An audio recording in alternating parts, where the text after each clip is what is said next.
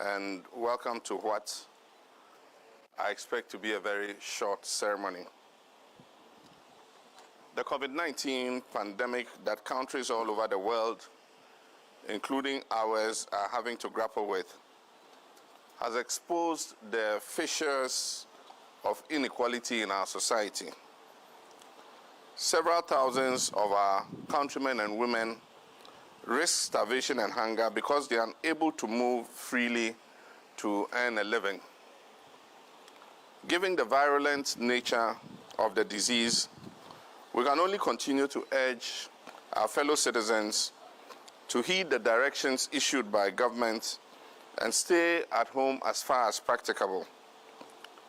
Please stay at home so that we can all help to reduce, if not stop, the spread of the coronavirus.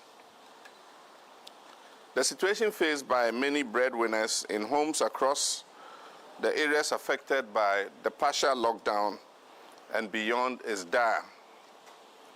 Many are either unable to go about their income-generating activities or their workplaces have been shut as a result of the lockdown or the pandemic. Yesterday, Monday, I received a mail from a young school teacher in Adenta who lamented that she is suffering and starving because her school has closed down and her employers have still not paid them for the months of February and March. She's not alone in this situation. In many such cases, we have tried to lend support as far as our means would allow. Ladies and gentlemen, this is why I have welcomed the utilization of part of the stabilization fund to alleviate some of the unintended consequences of the lockdown occasioned by this pandemic. This includes the distribution of food to deprived communities within the affected areas. Organized efficiently, this is a welcome lifeline to many deprived households that face the grim prospects of starvation as a result of the fallout from the COVID-19 pandemic. Unfortunately, reports from the field are a cause for worry, both in terms of the quality of the hot meals served and the mode of distribution of the food. The overcrowding and general scramble for food that characterizes this exercise defeats the protocol of social distancing and can help accelerate the spread of the virus. If trust is engendered in the people that the process of distribution will be fair and that the distributors will carry out their duties justly and they are assured of their turn in a transparent way, people will be more measured and will not rush for the food in a manner of the survival of the fittest. We must also be mindful of what happens to people who live with disability in circumstances such as this. We must also prioritize in order that the food items reach all, especially women, children, pregnant women, and nursing mothers. There have also been unfortunate reports of demands for party affiliation as an identifier for free food bought from the resources of the state. This must end and end immediately, because coronavirus is no respecter of parties. It does not know the MPP or the NDC. Neither does it know CPP, PNC, PPP, or APC, and all the other parties that exist.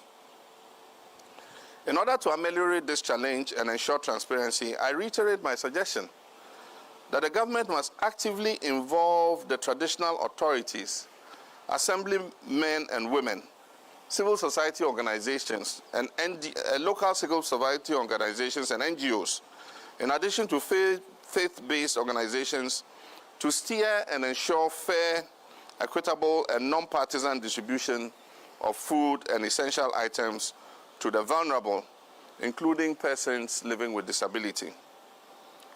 These critical stakeholders I've mentioned know their communities better, and they know those who really need support. And so let's involve them now. Accordingly, I have in view of the situation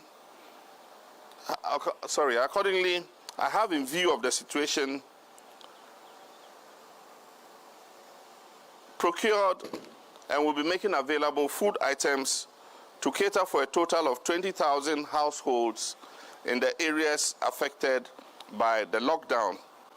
These include Greater Accra, Kaswa, and the Greater Kumasi area. Apologies to His Excellency.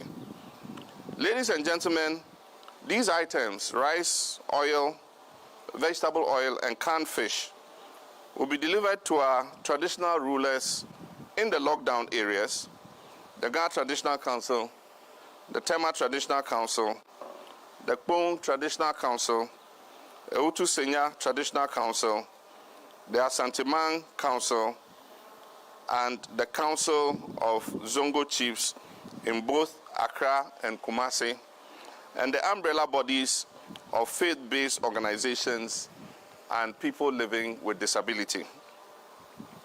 We count on all these bodies to coordinate and manage a fair distribution of these items to households in their areas. I'm requesting the chiefs to work actively with their assembly members in the affected areas in order to ensure that the items get to the people who need it and that these items are delivered directly to their homes. There must be no gatherings and large crowds at the palaces or any location in a manner that negates the country's efforts towards managing the COVID crisis. I wish to thank our sponsors who prefer to remain anonymous for covering the cost of the items that we are going to supply. Just as I came to the aid of our health workers when there was a dire need for protective clothing, this support will cover some 20,000 households and must be carried out in a fair and just manner without any parochial considerations. This is my widow's mite to support our people in these difficult times. We are all in this together, and we should take care of one another, no matter where. We are one people bound by one love, and this is a time for us to build bridges, not barriers, to bring love, hope, and trust, not hate and mistrust. I wish on this note to reiterate my call for a broader participation of traditional leaders, heads of faith-based organizations, assemblymen and women, and local CSOs in the efforts at contact tracing, surveillance, and public education in respect of the COVID-19 disease. In this regard, I call on the President to urgently meet with the National House of Chiefs and solicit the support of our chiefs in this regard. This is also important considering the reported resistance communities are putting up against the use of facilities in their area for setting up isolation centers. My brothers and sisters, the worrying trend of the increase in confirmed cases of coronavirus infections, 566 as at yesterday, so far calls for a dedicated commitment by us all towards supporting the fight against the infection. The latest extension of the lockdown period is accordingly appropriate.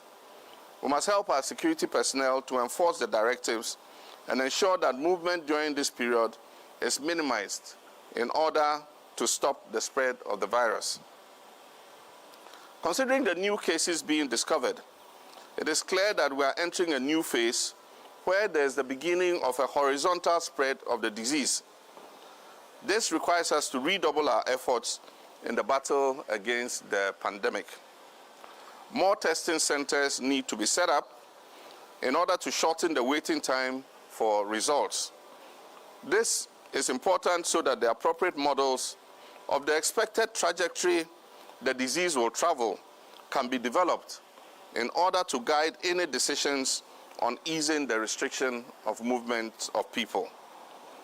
We must set up a national COVID-19 command center equipped with appropriate communication systems and a bank of telephone lines, with volunteers keeping in touch with persons who are in quarantine, persons who are in isolation, and those who are awaiting results, and those suffering symptoms of the disease.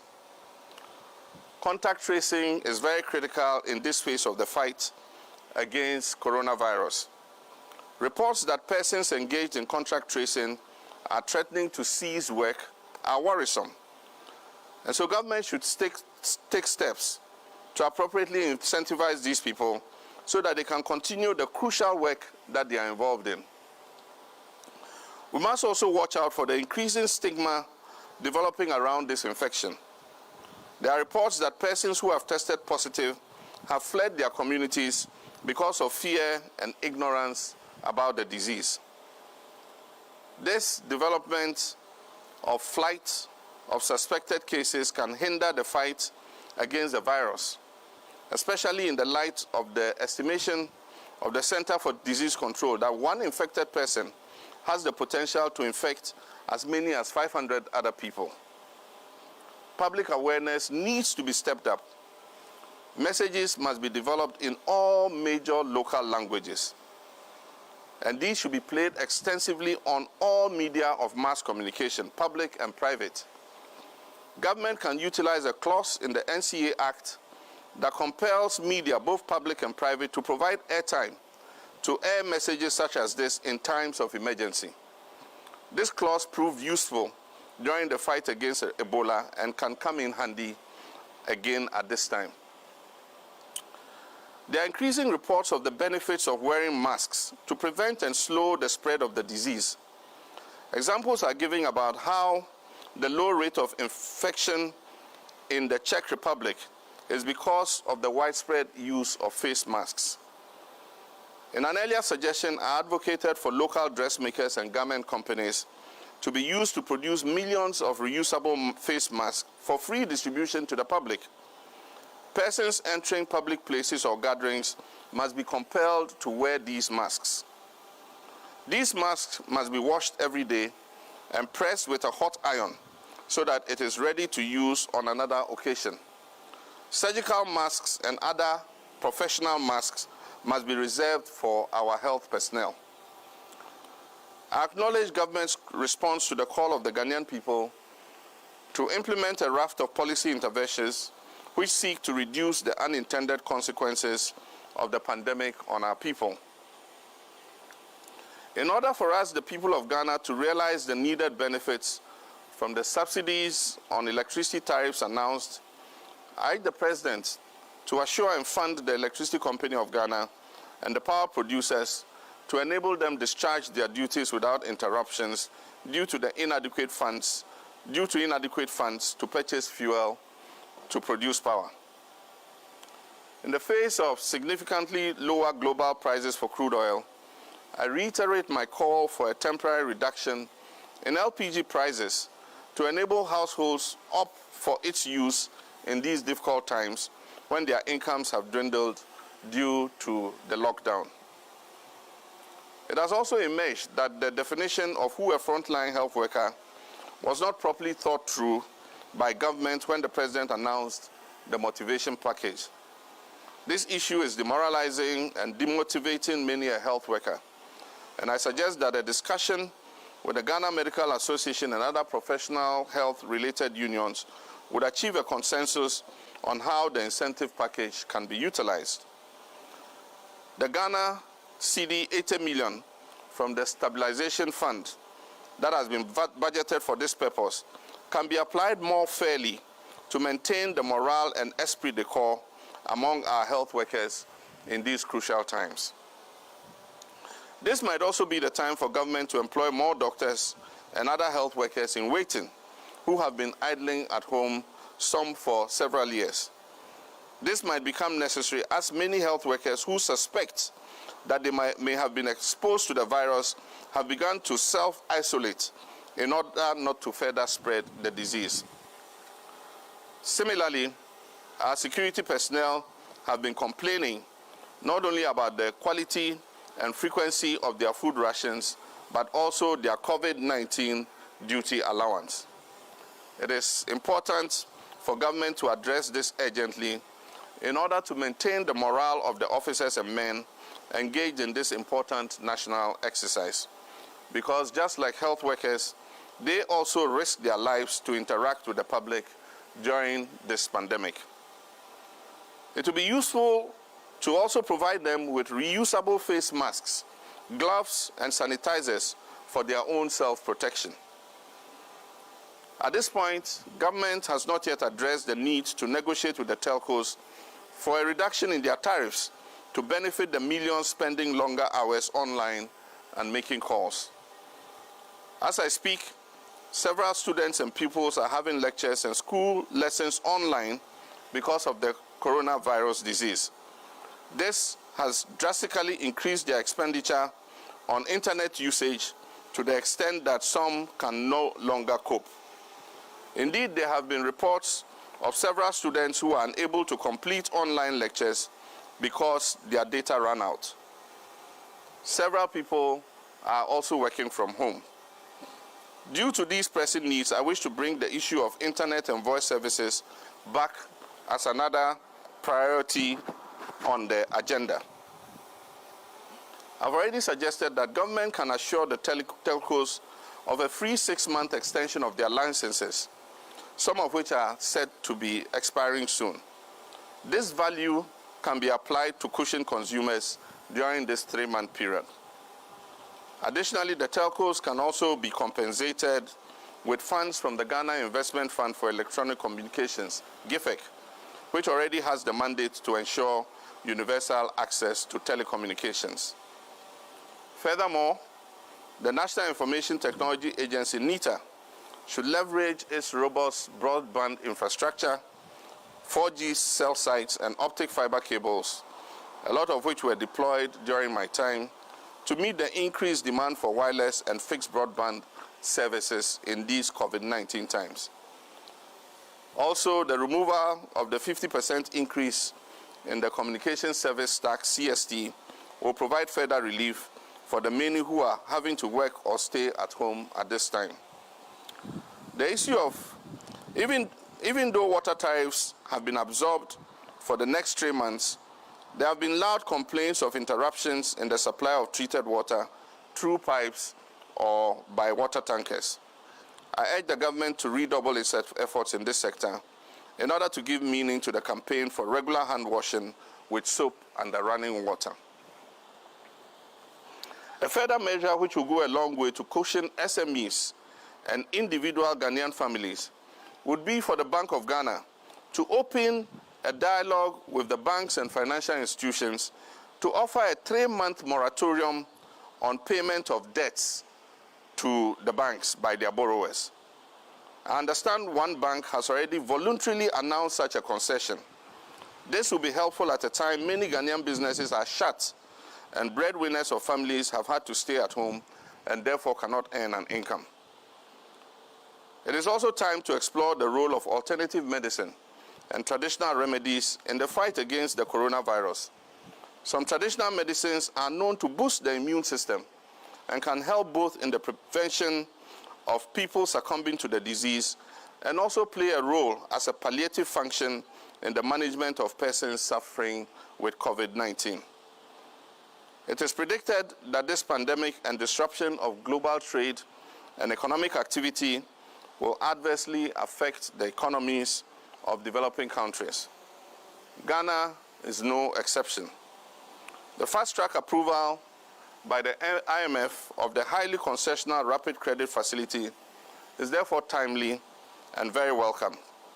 This will help cushion the economy from the dangers of recession. Our economy has revealed from this COVID stress test that it is still fragile, and we need to be prudent in how we manage going forward.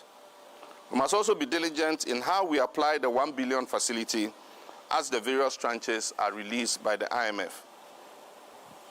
We face significant pressure on our local currency, declining domestic revenues, a slowdown in GDP growth, increase in deficit to GDP of between 8% to 9%, a ballooning debt which is projected to hit almost 70% by the end of the year.